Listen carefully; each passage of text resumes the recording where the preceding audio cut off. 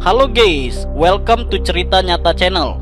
Jangan lupa subscribe, like, and comment ya, anjing gay. Namaku Surti. Aku sudah berumur 57 tahun dan suamiku bernama Agung yang sudah berusia 65 tahun. Tahun ini adalah tahun keduaku setelah menikah dengan Mas Agung. Sebelum menikah dengan Mas Agung, aku adalah janda 2 orang anak dan sudah mempunyai seorang cucu. Mas Agung adalah teman akrab suamiku. Dulu setelah suamiku meninggal, kami tak pernah lagi bertemu. Dan sekalinya bertemu, ternyata Mas Agung sudah menduda. Nah, karena kebetulan kami sudah kenal lama, perlahan kami mulai akrab dan akhirnya kami pun menikah. Mas Agung bekerja sebagai penjaga keamanan di perumahan sebelah kampung kami tinggal. Mas Agung orangnya sangat baik, tapi karena pekerjaannya mendapat shift malam, jadi aku sering sendirian di rumah. Akan tetapi, semua perlahan berubah sejak kehadiran cucu suamiku Arya dari anak pertamanya, yang juga dari pernikahan Mas Agung sebelumnya. Sudah seminggu ini Arya tinggal bersama kami. Ia baru saja tamat SMA dan baru berusia sekitar 18 atau 19 tahunan. Ia tinggal bersama kami karena sedang mengikuti tes lamaran kerja karena rumah orang tuanya jauh di kota sebelah. Arya anaknya begitu pendiam, namun ia juga sering usil. Sejak dia tinggal di sini, rumah kami jadi lebih ramai dan membuat suasana jadi sedikit berwarna. Arya memanggilku dengan sebutan Mami. Jujur saja sebelumnya, aku tidak begitu akrab dengan Arya karena memang kami sangat jarang berjumpa. Dan lagi pula, ini adalah baru tahun kedua aku menjadi istri dari kakeknya. Malam itu masih seperti biasa, Mas Agung berangkat kerja saat pukul malam. Aku mengantarnya ke pos tempatnya berjaga dan langsung balik ke rumah. Mas Agung masih di kamarnya. Saat itu, aku duduk di ruang tengah nonton TV sambil nyetrika baju. Cuaca saat itu cukup lumayan panas. Jadi, aku hanya mengenakan daster sederhana saja dengan bahan agak tipis seperti biasanya. Namun, karena sekarang ada Arya yang tinggal bersama kami, maka aku harus sedikit hati-hati. Kadang kalau aku jalan ke dapur, Arya bisa tiba-tiba muncul dan membuat aku kaget. Persis seperti hari itu saat dia meminta tolong padaku. "Mi, ada kopi enggak?" Ucapnya sembari keluar dari ruangannya. Kaosnya agak kusut, rambutnya berantakan. Aku melirik sekilas, terus bangkit dari sofa dan bilang, "Ada di dapur. Kamu mau Mami buatin?" Tanya "Kalau Mami mau buatin, ya nggak apa-apa," sahutnya dengan cengengesan. Aku pun langsung saja menuju dapur untuk membuatnya kopi. Ketika aku sedang memanaskan air di dapur, aku merasa ada yang ngelihatin. Dan beneran saja, ternyata Arya sedang memperhatikanku di ambang pintu dapur. Tetapi ada sesuatu di matanya yang bikin aku agak risih. "Loh, Arya, kok kamu ada di sini?" tegurku. "Bosan nih, makanya aku kemari," jawabnya. "Oh ya, Mami, kayaknya gerah banget sama cuaca malam ini ya," ungkapnya sambil menunjuk ke daster. Aku baru sadar kalau ternyata bahannya menerawang jika kena lampu. Aku bergegas berbalik dan mencoba pura-pura sibuk. "Cuacanya biasa aja," jawabku datar. Arya tertawa kecil melihat sikapku. Aku langsung menyodorkan gelas kopi yang telah kuseduh ke dia dan langsung buru-buru balik ke ruang tengah. Entah kenapa, sejak ada Arya rasanya rumah jadi lebih sempit. Setiap kali dia ada di dekatku, jam sudah pukul 11 malam. Aku masih duduk di ruang tamu asik sambil nonton TV. Sementara Arya masih di ruangannya. Rumah terasa begitu sepi. Cuma suara kipas angin dan suara TV yang menghiasi malam. Mas Agung baru pulang besok pagi. Biasanya aku santai saja kalau sendirian di rumah.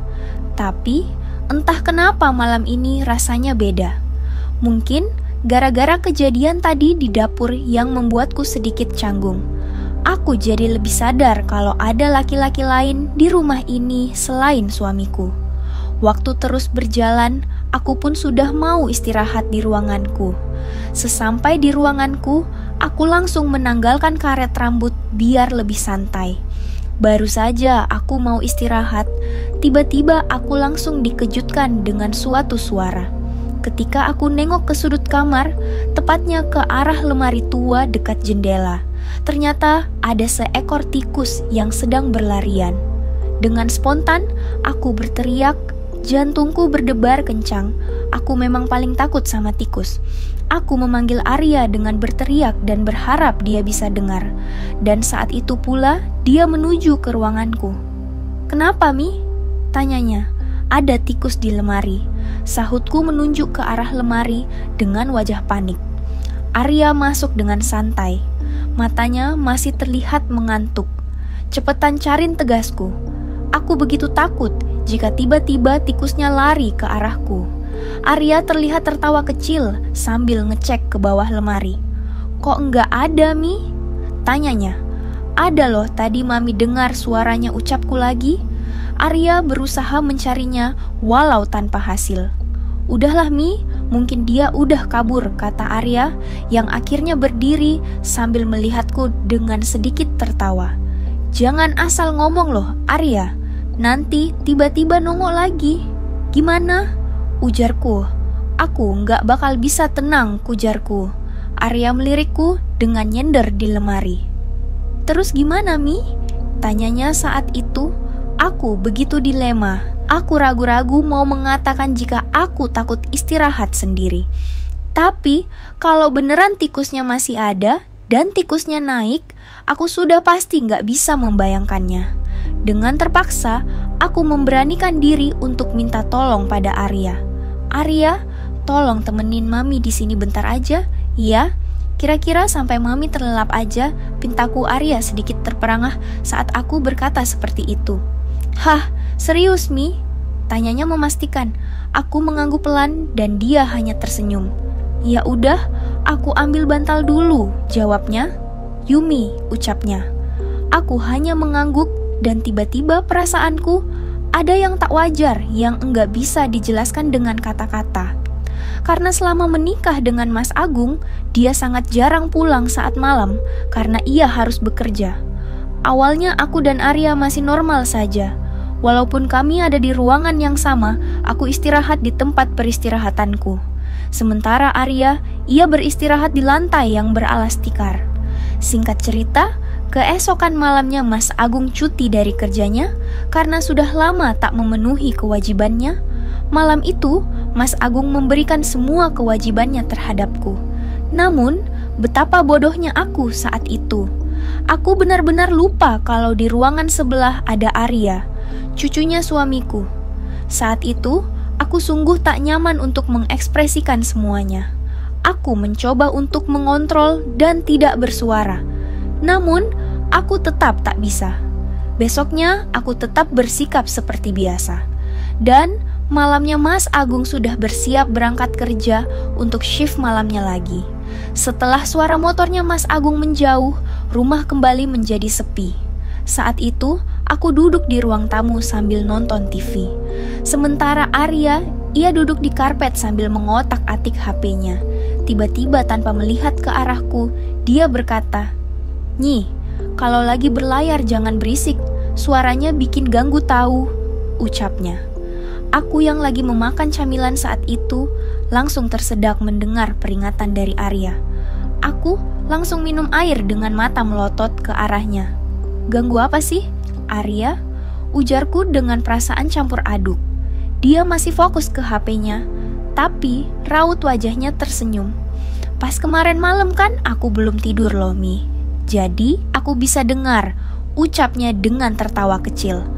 "Dasar ya kamu ini suka banget dengerin kerjaan orang tua," ucapku. Ia hanya tertawa kecil. "Salah dindingnya sih, bukan salahku," ujarnya. Tiba-tiba muncul pikiran jahil di benakku. "Emang kenapa kamu iri ya sama orang yang sudah tua ini?" Tanaku dengan tersenyum dan nada menggoda. Arya menoleh dan tak menjawab. Dari pancaran matanya seolah mengatakan sesuatu. Sejenak suasana terasa aneh, Namun aku tetap tersenyum. Sejak malam itu, suasana di rumah jadi beda. Aku masih seperti biasa mengobrol atau kerap bercanda dengannya. Namun, di balik semua itu, tumbuh perasaan tak wajar dalam diriku. Aku gak tahu siapa yang mulai duluan. Awalnya mungkin berawal dari iseng, tapi lama-lama jadi kebiasaan. Contohnya seperti malam itu. Setelah makan malam, aku seperti biasa bersantai sambil nonton TV di ruang tengah. Dan seperti biasa, dia sibuk dengan HP-nya yang duduk di lantai. Tiba-tiba, dia nyeletuk tanpa melihat ke arahku. Mi, kalau istirahat malah jangan sendirian terus. Emang gak kesepian? Tanyanya tanpa menatapku. Aku langsung meliriknya. Emang kenapa kalau sendirian? Tanya balik. Siapa tahu Mami butuh teman, ucapnya. Aku tertawa mendengarnya. Tapi entah kenapa seperti ada gejolak di benakku saat ia berkata seperti itu. Kan kemarin Mami juga sempat takut gara-gara tikus. Berarti kalau ada yang temanika lebih aman, ujarnya. Aku hanya tersenyum saja tanpa menjawab. Saat itu udaranya agak dingin. Namun, entah kenapa keringat menitik di dahiku. Aku mencoba fokus nonton drama di TV. Tapi, pikiranku melayang entah kemana. Aku pun memutuskan untuk beranjak ke ruanganku. Dan tinggallah Arya sendirian di ruang tengah. Ada perubahan terlihat dari tatapan Arya setiap kali dia melihatku. Dan aku sadar aku juga mulai melihatnya dengan cara yang berbeda. Ini enggak boleh terjadi. Aku harus jaga jarak pikirku. Tapi sebelum aku sempat menenangkan diri, suara ketukan pelan terdengar dari luar pintu ruanganku. Bangun. Suara Arya terdengar pelan dari luar. Aku diam sejenak, agak ragu untuk menjawab. Tapi entah kenapa aku seperti tak bisa mengontrol diriku. Aku malah langsung membukakan pintunya. Matanya menatapku dengan tatapan yang penuh makna. Kenapa, Arya? Tanyaku pelan. Dia enggak menjawabnya, tapi langsung masuk ruangan dan menutup pintu di belakangnya. Ada detik-detik hening di antara kami. Hanya nafas yang terdengar samar nih. Ucapnya dengan suara pelan. Dia langsung mendekati. Saat itu, aku sudah tahu apa maksudnya Arya. Aku ingin menggagalkannya. Namun entah kenapa aku seperti hilang kendali atas diriku sendiri. Kamu mau apa? Tanyaku pelan sembari mundur. Aku tahu Mami selama ini merasa kecewa dengan kakekan. Tanyanya, kamu ngomong apa sih Arya? Ucapku, udahlah Mi, aku tahu kok. Aku cuma mau membuat Mami lebih berwarna dari sebelumnya, ujar Arya. Arya, apa kamu yakin mau membuat hidup Mami berwarna? Mami ini sudah tua loh. Mami ini istrinya kakekmu, ucapku. Ia tak menjawab. Aku sudah kehabisan kata-kata. Lagi pula, gejolak yang sempat ku bendung tak lagi mampu ku kendalikan lagi. Kami pun berangkat dengan kapal dan menerjang segala ombak yang menghadang. Aku sungguh tak pernah sebahagia itu saat Arya mengendalikan kapalnya. Jauh berbeda dengan suamiku yang juga kakeknya Arya. Besok paginya suasana rumah seperti ada sesuatu yang berubah. Saat aku keluar ruanganku, Arya udah duduk di meja makan sambil minum kopi. Ia melirik sekilas lalu tersenyum kecil. Pagi ini, ucapnya. Aku berhenti sejenak lalu mengangguk pelan. Pagi, sahutku. Aku gak tahu harus bersikap gimana seharusnya. Aku merasa canggung. Tapi anehnya aku justru merasa nyaman. Mi, aku sudah keterima kerja. Namun bukan kantor yang di kota ini, aku ditugaskan di kota lain, ucapnya. Jadi ini hari terakhir kamu di sini? Tanyaku. Iya Mi, jawabnya. Oh ya Mi, semua yang telah terjadi biarkan menjadi rahasia kita saja berdua, tambahnya. Aku hanya ingin membuat hidup Mami sedikit berwarna, ungkapnya. Aku tak tahu harus menjawab apa. Namun aku sangat berat melepas kepergian Arya karena dia hidupku benar-benar berwarna. Thank you udah mendengarkan cerita ini ya anjing. Buat lu yang mau request cerita bisa komen di bawah ya setan.